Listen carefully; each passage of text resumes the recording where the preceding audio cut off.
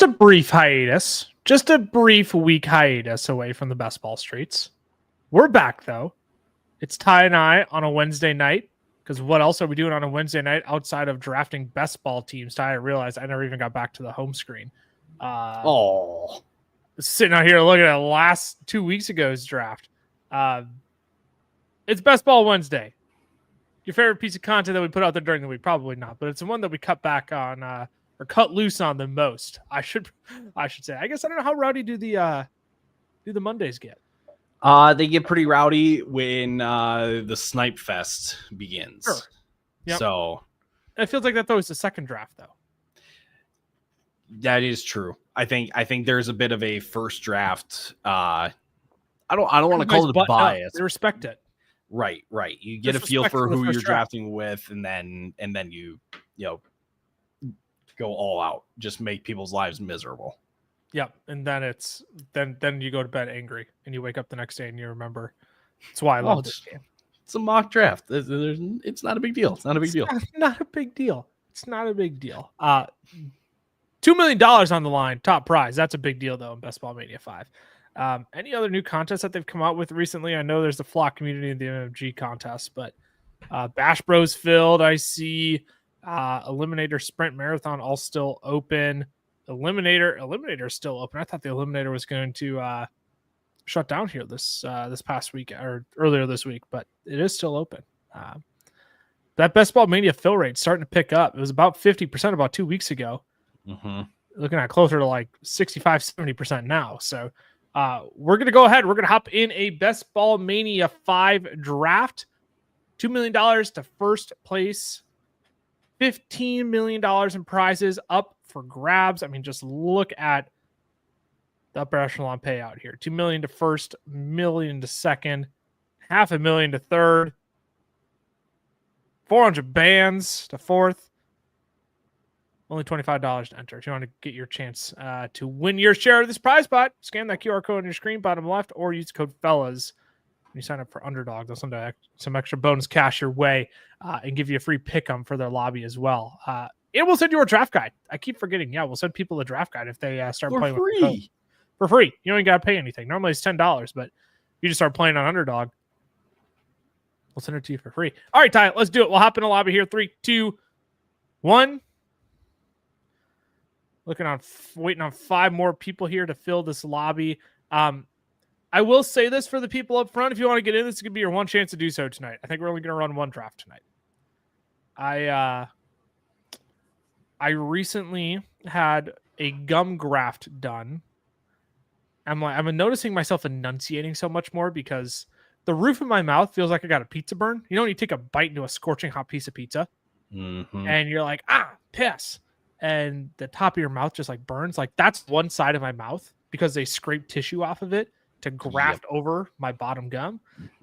And I haven't taken Tylenol since this morning, so I don't know if I'm going to make it through the stream without taking Tylenol, and I should probably do that off camera, not on camera. We don't pop just pills. in case anybody gets suspicious. we are not those people. They're not your normal white Tylenol pills. I got the discount CVS brand where they're like blue and red. It's the Matrix pill they gave me, basically. Right. Are you gonna feel healthy or are you not right now? Look at that. Pulled a 103 here, Ty. Okay. Pulled a 103. Just gonna add a little bit of garlic, not because it's bad. Just want to give it a little more zip. Yeah. Okay. Okay. That needs to be a sound bite to use moving forward. Okay. Garlic. Okay. Sorry, that may be too much of a spoiler if you haven't seen Fantastic Four, but okay. I don't mind that. I don't mind. That's funny. I wonder if there is a sound blip for that. Oh, that's a good question. Probably not. It feels like it would be too recent, or that it would get like taken out because of copyright or something like that. Yeah, you're probably right. It's probably in the copyright phase right now, where if we were to include it, we'd probably get hit with a copyright strike. All righty, here we go. Jamar Chase 101 here. Where are you at 103? Okay, so CD does go. I was hoping we'd get a CD share there because that's my leaning at 103. But I mean, at this point, you just take one of the running backs. No. Yeah, it's usually Bijan for me, but I don't think you can really go wrong with any of them. No, let's do Bijan. He's the one that I'm just like very solidified on him as my RB1 this year. So Bijan there is very, very good with me. Long wait around the turn. Also, can we do like a quick reveal of look at this board now with an underdog? Oh, it's lovely. It's so clean. It's so clean. So much better. Look at that board. You can see so much more than just like 4 rounds to you. You get headshots on each pick, solid colors solidifying the position and not like this like kind of green with a black. Right. This is piece of work here from Underdog. So they've put in a lot of work into this. They've listened to the community, that streams their drafts and saying, hey, the updates to the draft board weren't great, Bob. Now they're out here giving us a masterpiece here. Nothing too fancy going on here in the first round. Christian McCaffrey, Nico Collins going ahead of Puka Nacua. Maybe I'll note that. Maybe, and there's an 8-chain at 109. I just had to say there things we go. a little bit interesting. So, where are you at on Puka? Puka with the whole Matthew Stafford thing, shoving him into a medical airstream. He's out of the first round for me. He is okay. I cannot. I said immediately. I shouldn't say immediately, but when the epidural report came out, yep, I immediately was like, people will still call Christian McCaffrey too risky, which is completely different. But like, Puka is completely reliant on Matthew Stafford. You don't have Matthew Stafford. I don't care if it's Jimmy G and how much Sean McVay likes Jimmy G. It's not the same. It is not the same. So it is not a surprise to me that 112. I would get it, but I would take BTJ ahead of Puka still. Yeah. I think I would comfortably put Puka in that like Drake London, AJ Brown kind of tier. And you're still taking Malik Neighbors ahead of him? Yeah, he's like the first player, the last player I would take before Puka. I think was it Dwayne McFarland put out a fascinating tweet while I'm about to sneeze. What? Excuse me. Couldn't get to the mute button in time. Put out it. I should have just maybe not an interesting tweet, but it was along the lines of like, what's the difference of Russell Wilson throwing Malik Neighbors the ball and Jimmy Garoppolo throwing Puka Nacua the ball in a Sean McVay offense? And like maybe pause for a second. I'm like, you're not wrong, but also like, might Russell Wilson be the better quarterback? But then when do you discount or when do you factor in the Sean McVay system compared to the New York Giants offense? Sure. Yeah. But then how much do you factor that Malik Neighbors is the New York Giants right now? Yeah, right. Right. 100%. Right. You could play that game back and forth. My guess is that we're probably going to, where do you want to go here? I could take one of these running backs. I'm just not, this whole tier of wide receivers just disgusts me, man. I feel like this is why I hate. You want to go T? Just because T has the last of what feels like, I don't want to say it's comfortable upside, but like T has the fewest holes to poke when it comes to upside this year. Sure. Because otherwise you're looking at Tyreek, which I don't know. You're looking at Marv, where we're assuming a lot for Marv. Not saying that it's not possible, but we're assuming a lot.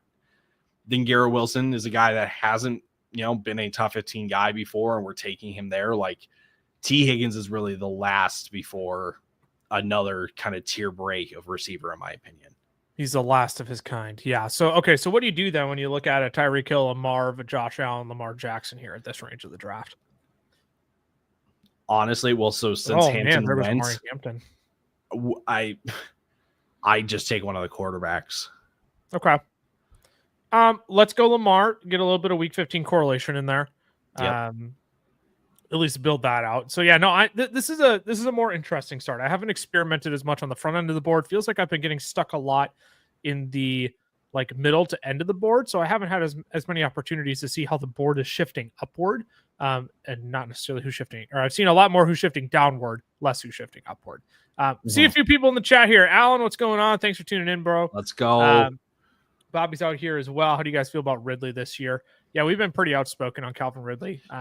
Big fans of what he could provide you at cost in drafts. Where's he going in home leagues? Is he a 7th round pick in home leagues? He goes actually kind of right where he finished last year. So I don't know the range or the round, but he's like wide receiver 28, kind of around that like Ted McMillan range. And honestly, like it's a tough one because I don't know how I would feel about passing up on Calvin Ridley for a guy like Ted McMillan.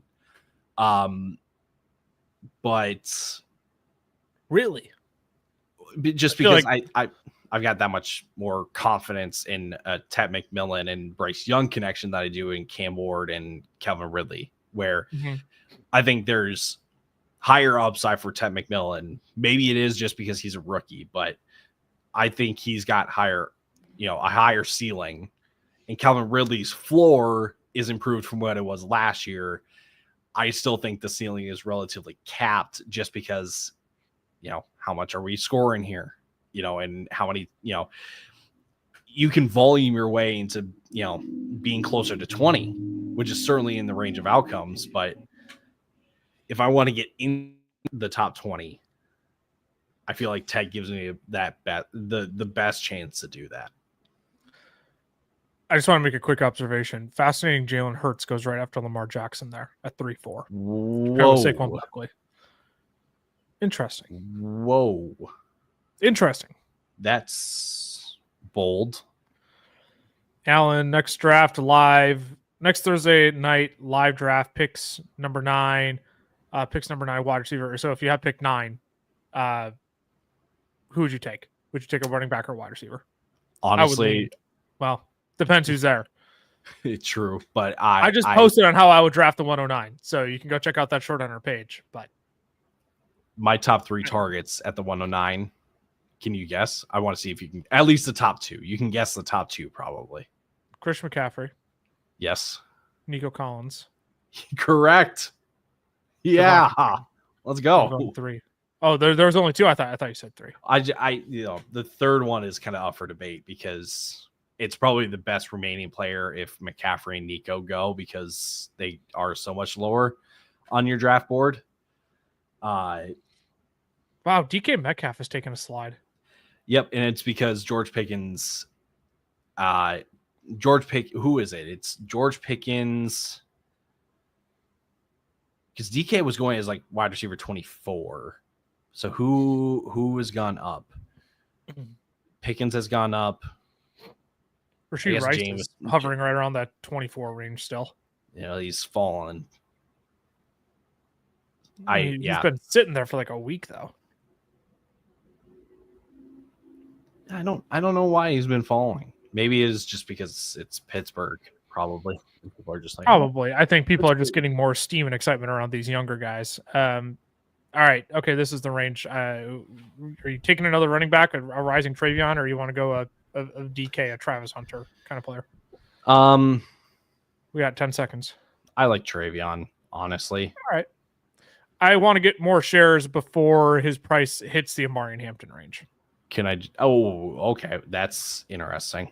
I don't think it's going to get there, but I think it gets inside the top 15, and that's when it's going to be a little too much for me. Well, it's okay. So you can look at Hampton, see he went 3-2 here. I think more frequently you're seeing Hampton at like 3-6. Yeah. Could Hampton push early 4th? James Cook, Ken Walker 4-3. Could you find Travion Henderson in the early 4th round in the next week? I think you probably could. Mm-hmm. That's true. I think you probably could. So I'd rather the time to get in on Travion Henderson was when he was at the 5-6 turn. Correct.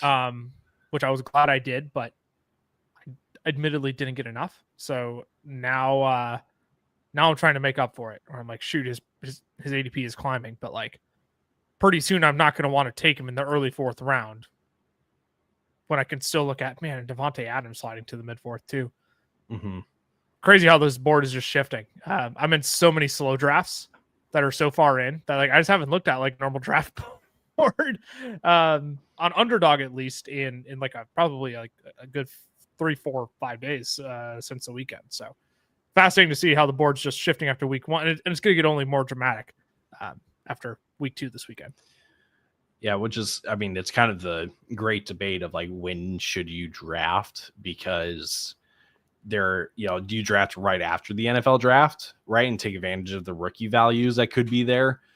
Do you go all out last 2-3 weeks before the regular season, right, when preseason hits? I find myself just kind of finding the sweet spot right in between. I try not to draft a whole lot after the draft. I try to draft not a lot these last 2 weeks. Obviously, like, I've still got a bunch of slow drafts that are creeping along, but like, I'm going to enter a few more slows too before the season. I don't even know if I'm going to be completely honest. I probably will. I'll throw in a few more BBMs and puppies. Yeah, I mean, that is because I've done a lot more drafts than most people. Well, yes, but also. All right, let's chat through this next pick. 1-2-2 so far. Lamar, Bijan, Travion, T. Higgins, Cortland Sutton. To me, it's Matthew Golden season, baby. Yeah, if we can go ahead and get a week 17 play there with Lamar Jackson, I'm good with that. Juwan Jennings was the other name I'd consider, but again, no timeline there to return. It just sketches me out a little bit. We'll see what wide receivers kind of rope their way back here, because it's totally possible we can still end up with like a Jacoby Myers, a Jerry Jeudy, or even Juwan Jennings on this team too. So I don't hate that at all. Would you take a running back in this range? Would you take a shot on Tony Pollard with the Tyjae Spears injury? No. Okay. I would. I was just curious. That had changed for you at all? I would go Aaron Jones still, because I think I look at running backs really outside the top 25 as just offensive picks, or the picks on the offense. So that would be why I don't. But I can't deny the opportunity that's at hand right now with Pollard. Part of me leans Jerry Jeudy on this one instead of a Tony Pollard or Aaron Jones. Yeah. We'll figure out a stack with Lamar Jackson later. My guess is that'll probably come in the form of a Mark Andrews if I had to guess. But so far, Lamar Jackson, Bijan, Travion Henderson, T. Higgins, Cortland Sutton, Matthew Golden, Jerry Jeudy. Go for it. Or it's kind of the, semi-stack, and you go get Jordan Love. Yep. Yeah. You get a piece of that game at least with Lamar Jackson, but you're actually stacking the Packers instead. Yeah. I get to. You do want. Or we look for Rashad Bateman. I think that's the way to go. That's the range I'm looking at running backs, though. We should have gone. If you want Rashad Bateman, in my opinion, we should have gone running back there. Well, actually, we've still got a bit until Bateman where we can go running back with our next pick. But you're probably out on a Mark Andrews kind of player then eventually. Which that's what I'm saying. I'm willing to sacrifice Mark Andrews for a running back and Rashad Bateman. See, I'd rather have Andrews over Bateman. If we're going to be without Isaiah Likely for a stretch of time. Do we know what his timeline is? It sounded like he was probably going to miss weeks 1 and 2, I believe. Let me check. Chat, help us out. If you've heard anything on Isaiah Likely and you know where his whereabouts, let us know. You know of his whereabouts. Poor boy is lost. Put him on a milk carton. Put him on a milk carton. Put posters on the telephone poles. This man is lost. Fractured foot out 6 weeks. It was July 30th. So July 30th, that would put him out probably week 1, maybe out week 2. Well, and what's to say that he's not 100% healthy the rest of the year then too? That's why I'm I'm okay. At first I'm kind of Mark Andrews tight end 7, that's a little bit rich for me. Now I'm okay, if I don't have to worry about the threat of Isaiah Likely as much, I think I'm more okay taking Mark Andrews inside of the red zone as a tight end 1 for this team. So yeah, I mean, we're going to be looking him dead in the face here. And look at that, all the running backs have gone. Wouldn't you know? What? Wait, what? You're mad about the guy? You're mad about Jaden Higgins making it to us? You're mad about Darnell Mooney making it to us? Darnell Mooney, I am. Timeline's not great for Darnell Mooney. Did you not see the mysterious tweets? We'll have him back at some point this season. No. I want to draft Darnell Mooney. Shush. No, shush. That's not the point. That's why. Because the guy at the top. What do you mean the guy at the top? It's Joe Mixon. Oh, I see. I kind of want to just take push. No, I don't want to try a push. I really don't. No. Push Mixon. Oh, I see. I see. So, okay, so are you in it, Mixon, at this price tag? When he drops into like the mid 30s of running backs, heck yeah. Because I know exactly what he's coming back to. The team is not sold on Nick Chubb. They're not sold on Woody Marks. Like, it's going to be Joe Mixon when he gets back. Now, and the thing is, 80% Joe Mixon with the volume that he could get. Yeah, I think so. Because would you rather have Joe Mixon or J.K. Dobbins? I'd Joe Mixon. That's where I get to, where I'm just like, okay, keep letting him slide. Like, and the thing is too, bit different than what we were talking about with Likely. Mixon could play week 1. Seems it seems like it's possible. See, like, especially so again when he drops into like the mid 30s of running backs, and teams are going to take like ETN ahead of him, and not it like we've had our conversations about how much we like ETN, but like that's a pretty straightforward one. Where our stances are on ETN, I won't say how much we like ETN. That makes it sound like we're extremely bullish on it. You're not? I thought you were the pro ETN guy. I'm kidding. No, not anymore. I'm not. At first I was, where I'm like, well, he's the most experienced guy there, and seems like the guy who's most well-rounded for Liam Cohn to use. And now I'm like, he might be the least likely one to be the lead back at the end of the season. Yeah, Joe Mixon's a fascinating one because I don't know what the time. Nobody knows what the timeline is. That's gonna be a stupid statement, but like, if he falls to pick 100 where we got him at, to me that's just kind of like yeah, of course I'll take him there. I don't want to chase injuries. I don't like chasing injuries. I know he's coming back from a lingering foot injury. He's been in a boot almost all offseason, but like, at what point are they just being precautious with him and holding him out, and then we get 2 weeks from now, 3 days from week 1, and it's like, oh yeah, Joe Mixon will be suit up, full ready to go, and you're able to get Joe Mixon. You can keep people might end up pushing him into the 10th round, right? Mm-hmm. We could even keep getting a value on Joe Mixon. So yeah, I think I've stopped drafting Joe Mixon because I was pretty heavy on him early on, but now I've played the game of like, how far can I push Joe Mixon before I draft him? I've lost more times than not, but there have been a few cases where, yeah, again, you get him in the 9th round here. Like, well, it's no brainer to me to take a Joe Mixon there. So there's our piece on Joe Mixon. I get not wanting to chase injuries. I never advise people to chase injuries, but here we are. And the thing is, when he goes as late as he is, the risk of the injury goes down the later he goes. Correct. Excuse me. I could still get a Rashad Bateman here if you want. Do we need a receiver? I don't mind Tucker Kraft as just kind of insurance. I'm good taking the insurance pick on Tucker Kraft. That's fine by me. You know how much I like Tucker Kraft this year. I'm not like head over heels, but here's my thought. If Bateman makes it back to us, cool. But if he goes, we could probably grab our second quarterback here. Yeah, right. This is the range I want to grab a second quarterback. Yeah, this is definitely the range I want to start looking at a second quarterback if we can.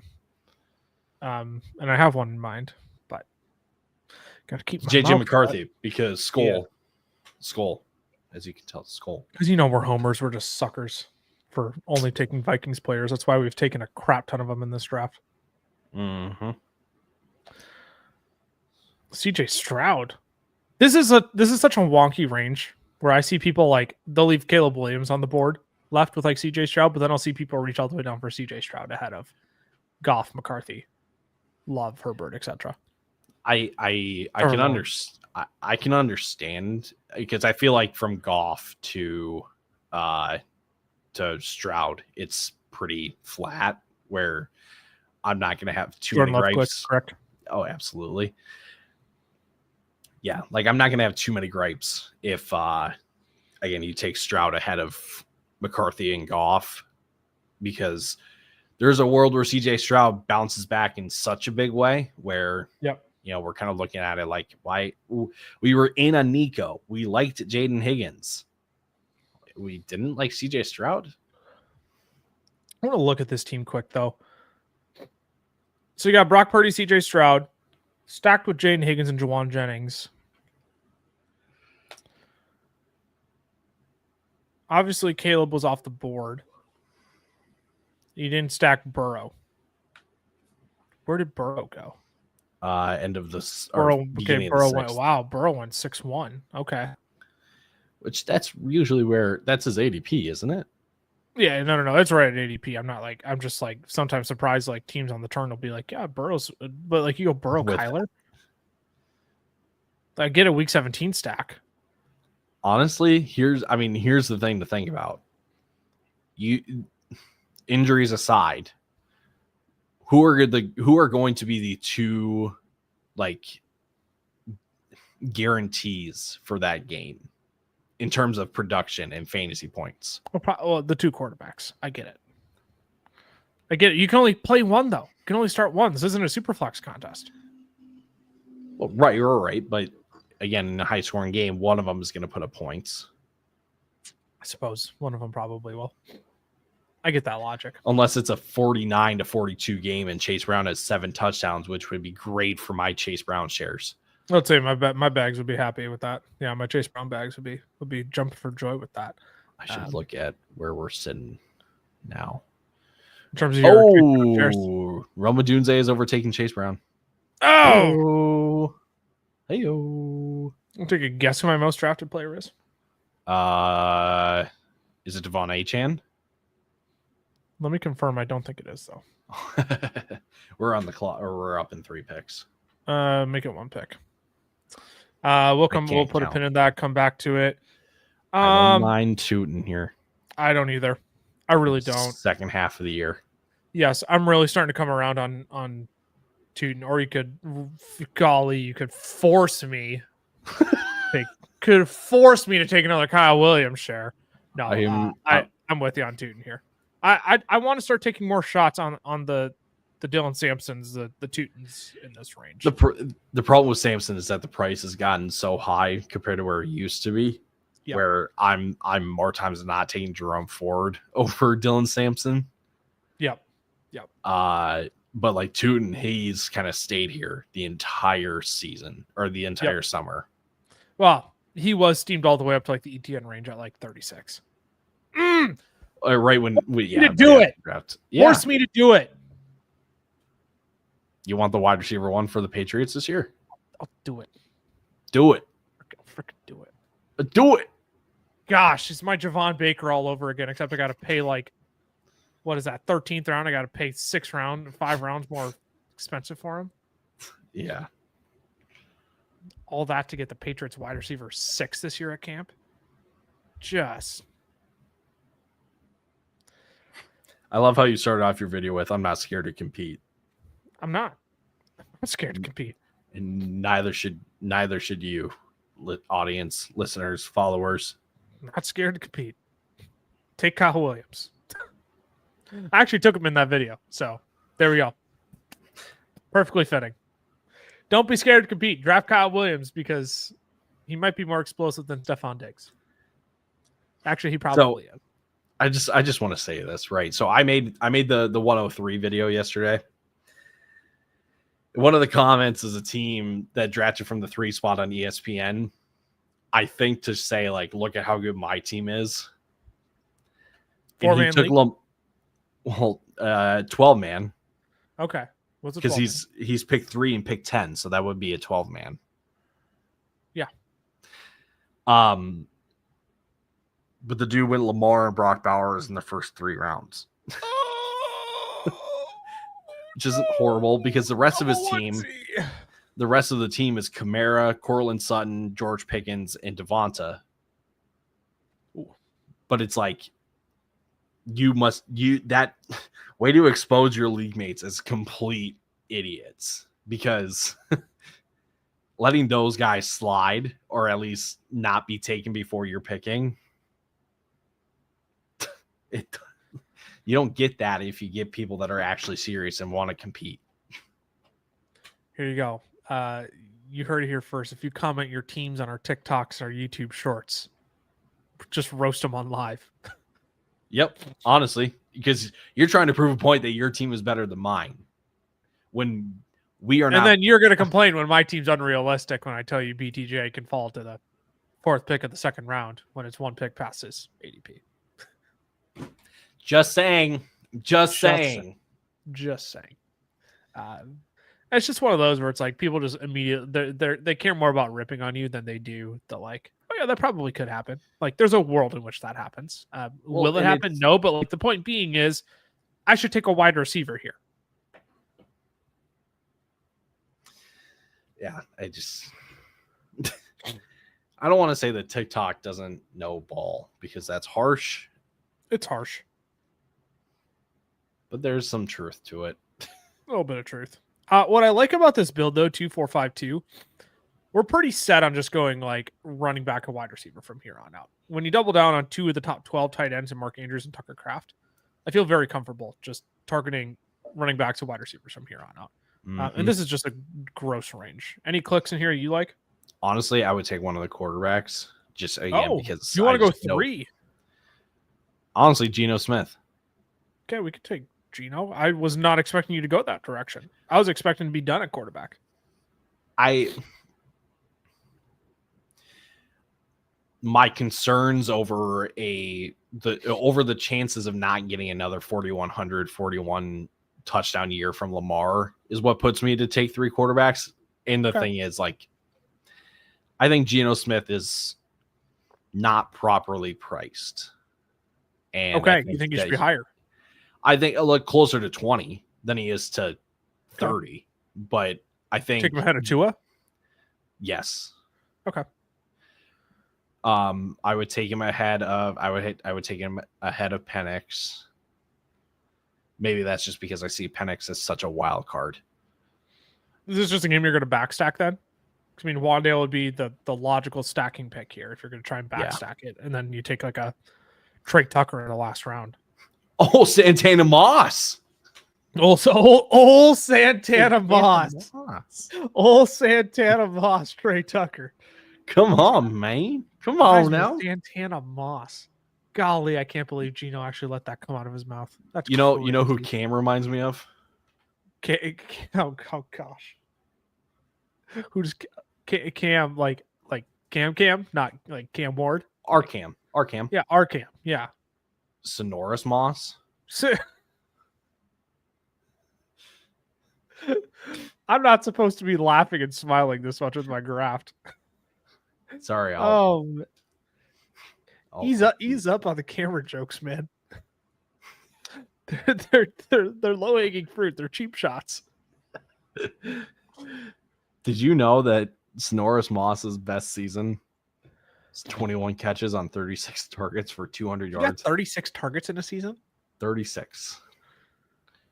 He had 11 first downs. So his first downs per route run metric would have been Good for Sonoris Moss, man. Glad he has that on his resume. Don't know what we do without Sonoris Moss in the NFL. I feel like you can make a Shannon Sharp joke. Randy Moss, Santana Moss, Sonoris Moss. Wolves in 5. Lakers in 5.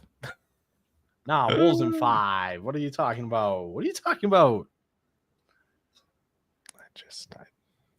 I'm not a fan anymore. I quit. Of the Wolves? I'm kidding. You're a Clippers fan? Brother, I am out of it. In case you can't tell, this has been a very low energy stream on my end because Your boy couldn't sleep last night, so Wow. I was definitely up till like 2 a.m. Alarm went off at like 7. Like, dude, I got so much crap I need to get done today. So you are getting this stream on fumes, unfortunately. I am once I am done here, I am going to go to bed. I'm going to my couch, curling up with my cat, a nice bowl of soup.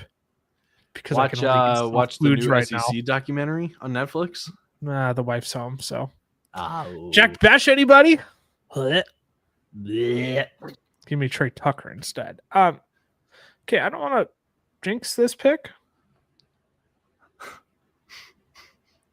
This is just kind of like an easy Jalen Wright click for me.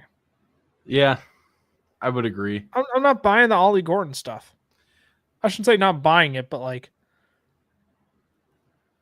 am I that excited about one preseason game from Ollie Gordon that I'm done drafting Jalen Wright? Well, no. The thing is, people are losing sight of the reason why you went in on Jalen Wright. And if HM were to miss time, before, it would figure to be Jalen Wright to kind of take over. Yep. Now at this point, it's probably going to be both Ollie Gordon and Jalen Wright splitting time. So it's not like Jalen Wright's going to be like running back 4 on the depth chart. Like the dude is still going to be, in the lineup if HM misses time. Can I make a motion for Kyle Monongai? Yes, please, dog. He is one of my. I don't get. I'm not a slappy for a lot of players, but I have been. Kyle Monongai is a pretty easy player to be a slappy for right now, though. Pretty easy player to be a slappy for. I'm pretty sure I'm going to try to walk away with him in every remaining slow draft that I have. Regardless. Yeah, he's just one where he came out and he played the hammer better than I expected.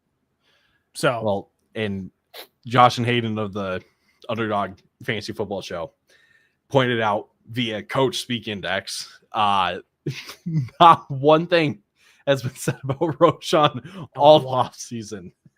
At some point, it just becomes a bad thing, right? At first, I was tracking that, because Coach Speaks Index, he's been tracking that all off season, right? He made, I think his first initial comment on it was back in July. I'm like, okay, sweet, I'll buy a dip on Roschon Johnson here.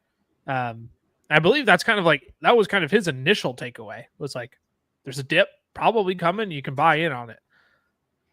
Still nothing, and Kyle Monongai comes out and does what he did in his first preseason action, strong showing for his first look at NFL action.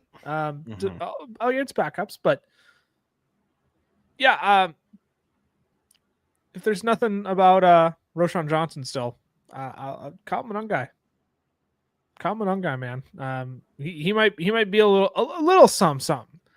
Not a lot of something, just a little something. Just a little. Something that's worth a 17th round pick. Something that's worth the 17th round pick. Could he give you a better season like a Tyler Algier, who might just play second fiddle to Bijan the whole season? Less stiff competition in front of you with DeAndre Swift there. It feels like I say this every live stream. My top 10 players in exposure for this year. Yep. Feels like light years better than the past 2 years. I'm very content with my top exposures. You never even guessed what my top exposure was. Devon Echan's number 2, by the way. He's number 2. He's number 2. Running back or wide receiver? I'm not going to give you that easy of a guess. It's a player that you shouldn't be surprised by, though, as we're about to. Is it BTJ? No, he's 4th. Can I click Trey Tucker here? Is that okay? Absolutely. Just need to stack with somebody. Is it Kittle? Kittle's 3. So you've hit 3 of my top 4. The only other one you probably haven't guessed. Is it Jaden Daniels? No. I just remember us talking about all the 112 or 112 teams you got, and you're like, oh, well, teams okay, but if it's a player that I drafted on a crap ton of those teams, and I'm drafting on a bunch of other teams that aren't the 112. Fascinating.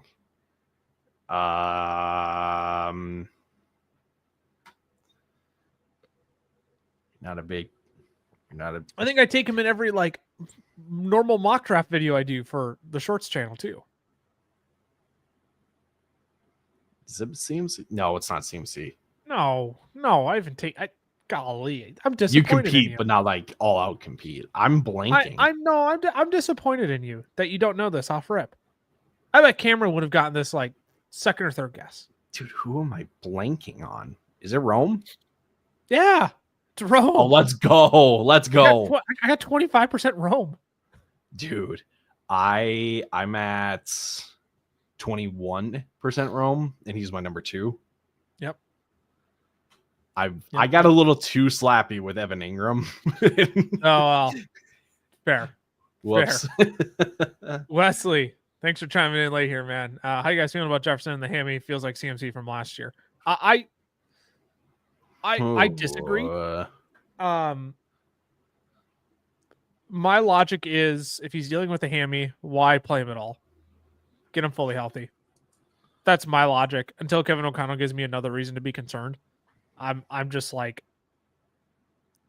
I'm just not going to be, because it's their star player. They got to keep him healthy. That's how I'm looking at this.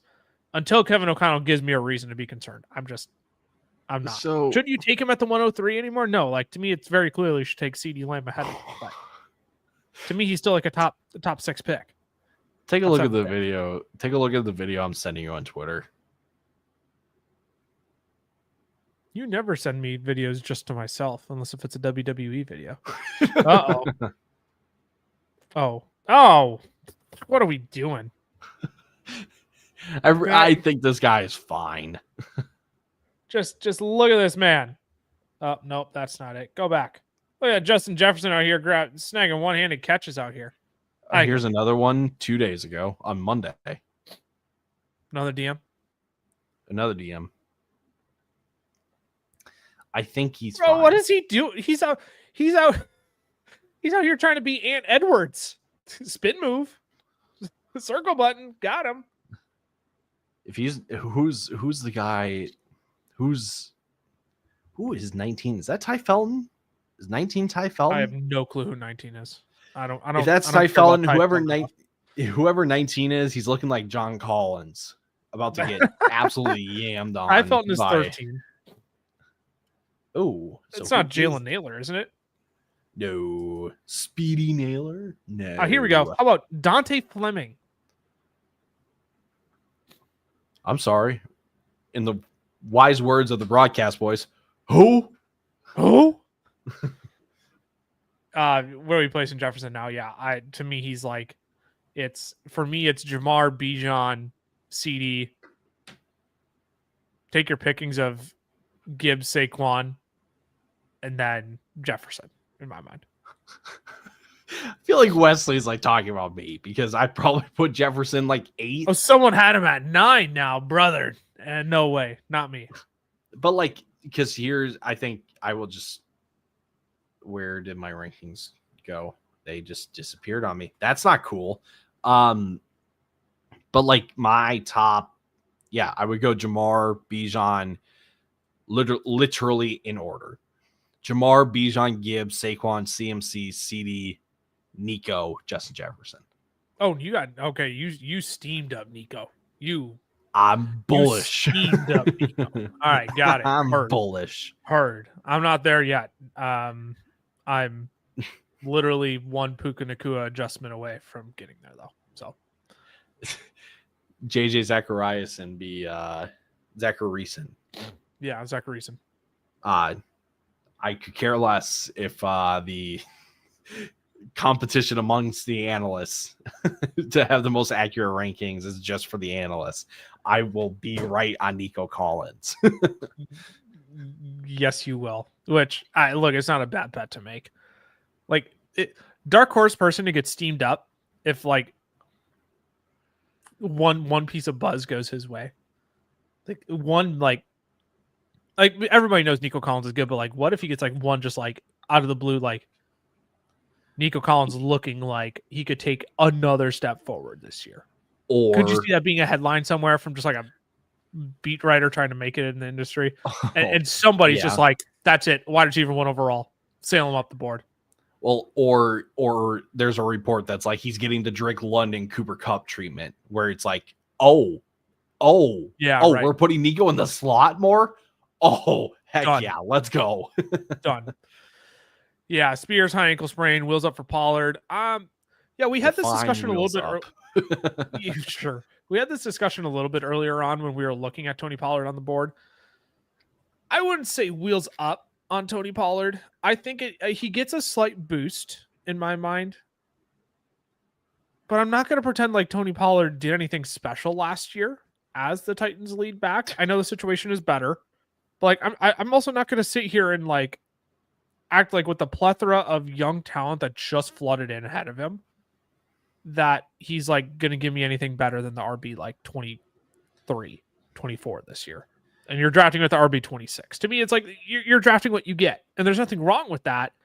But like the Tyjae Spears injury for me doesn't say wheels up. We're getting top 20 season out of Pollard. I'm not getting that vibe out of it. Tony Pollard over the last 2 years combined has 504 touches, I think it was, and his total touches the first 4 years of his career, he had 502 combined. There was another Tony Pollard stat I wanted to. Oh yeah, here this is what it was. Tony Pollard, Titans running backs in top 12 scoring weeks last year. Tony Pollard only had 2 top 12 weeks. Tyjae Spears had 3. Whoa! Oh man! Not that that's like everything, but here we go, Tyjae. Here we go. Hayden Winks. 13 games. Tony Pollard was the lead back too. Yeah, that's true. 3 for Tyjae Spears. So the 3 games that Tyjae Spears was the lead back. No, that's not true. I can't automatically correlate that. But Hayden Winks said with after first week of preseason games, and they're talking about the running back, adjustments that they'll be making. It's like, I don't know how I feel about a guy that only has 1 ACL and now apparently only has 1 ankle. I'm not sure how I'm supposed to feel about that. Yeah.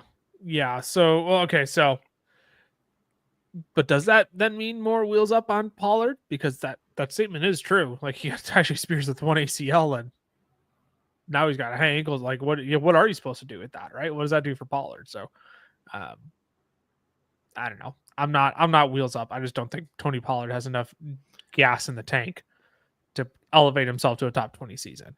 Nor does the Titans offense have enough juice to do that. But can I just say too, I feel like this year I despise the hero running back kind of strategy because maybe it's more so because the people that I hear talking about the hero RB, they're like, well, if you start your draft with the Bijan Robinson, target a Tony Pollard as your running back too. It's like, no, thanks.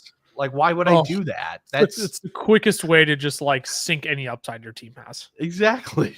So that's probably why I'm so anti-hero RB this year, is because everyone's going, well, look at Brian Robinson. Look at Tony Pollard as your running back too. Nah, dog. They're running back 3s for a reason. Yeah, they're going there for a reason in drafts. Tyler Warren. I've always had Tyler Warren locked in as a top 10 tight end for me. I don't think he gets much higher than like 7 or 8 this year. I've got him as my tight end 9 currently. He goes out the board as a tight end 9. He's going to be involved. They spent the 14th pick on him with their jobs on the line. To me, I feel like that's like all the camp buzz is like, yep, that checks out with what I was probably expecting out of Tyler Warren this year. Yeah, Colson Loveland has been climbing up my rankings over the last couple weeks. He has for me too. It would not surprise me if I have Colson Loveland at 9 or 10, Tyler Warren at 9 or 10. Yep. Those two will end up being back-to-back for me because I'm going to cool off on David Njoku a little bit more. Tucker Kraft is going to come down eventually. Are you sure about that? Are you feeling okay? Yeah, you want to take my temperature, make sure I'm feeling okay? You get this man his Tylenol. Yeah, bro. Seriously, I'm starting to feel it. Give me my Tylenol, man. Jeez Louise. Oh, we'll put a pin in it there. You could totally draft Tyler Warren as a tight end 9 or 10. A little bit shorter of a best ball Wednesday stream for you all. I'm not feeling 100%, so Look, I'm just out here. It's not my Michael Jordan flu game by any means. I'm doing much better than a Michael Jordan flu game, but no, your boy just has a lot going on in life right now. So appreciate you all tuning in. We got another podcast coming out tomorrow. Just dropped our breakout running backs video tonight. Need to draft them before they break out this year. Gotten a little bit further into the offseason, can predict a little bit more who will be those breakout players. So talked about that. Got wide receiver breakouts coming tomorrow. Next week, league winners, league losers, 7 running backs your league mates are just drafting utterly and embarrassingly wrong. They should be ashamed of themselves. So make sure you subscribe, turn the notification bell over on YouTube as well, so you know when that content is out. Appreciate you all. I'm grateful that so many of you, even on a low energy night for me, come out and sit and you're like, yeah, these guys are worth listening to, even though Lucas sounds like a deadbeat right now. So Rey Mysterio. Ray, deadbeat dad. Thanks so much, y'all. Appreciate you all. We'll be live again for sure on Monday, Mock Draft Monday. We'll be live again next Wednesday too. See you then. Deuces.